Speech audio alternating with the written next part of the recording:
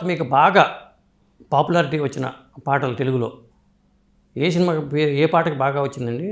ఎక్కువ యాస, ముఖ్యంగా జ్యోతిలక్ష్మి గారు, సిల్క్ స్మిత గారి పాటలు, ఎలమ్మ తర్వాత జయమాలిని గారి పాటలు. జయమాలిని ఇప్పుడే కదా, అప్పుడు విజయలలిత, జ్యోతిలక్ష్మి, కృష్ణ గారి పిక్చర్లో అవును మొనగాడు వస్తున్నాడు జాగ్రత్త, అందులో కంప్లీట్ నేనే. ఓకే. తర్వాత మన డైరెక్టర్ ఉన్నారు కేఎస్ఆర్ దాస్ గారా? కాదు కాదు కాదు, అది పెద్ద డైరెక్టర్. అతని పిక్చర్లు అన్నీ తాత మనవాడు తీశారే, దాసనారాయణ గారు. వాళ్ళ పిక్చర్లు అంతా నేను పాడాను. ఇలాగ పాటలంతా వచ్చింది.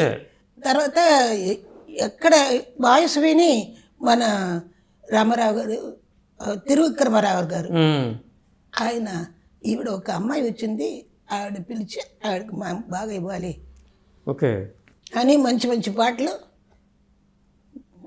నందమూరి తారక రామారావు గారు, అవును, ఆయన పిక్చర్లో అప్పుడు ఎప్పుడు వస్తారు, ఒక బిందితో సహా వస్తారు, వచ్చి పాటలంతా విని బాగా పాడింది అని చెప్తారు. ఎప్పుడు ఏ లోటు లేకుండా పాటలు, ఎక్కువ పాటలు ఇచ్చారు. కానీ నాకు తెలీదు, నాకు పేరంతా నాకు తెలీదు, అంతే. నేను పాడాను అంతే, నాకు తెలుసు. ఆయన కలిసారా ఎన్టీ రామారావు గారిని ఎప్పుడన్నా మీరు? ఏమండి, ఎన్టీ రామారావు గారిని కలిసారా మీరు? అవును. మొదటిసారికి ఎప్పుడు కలిసారు?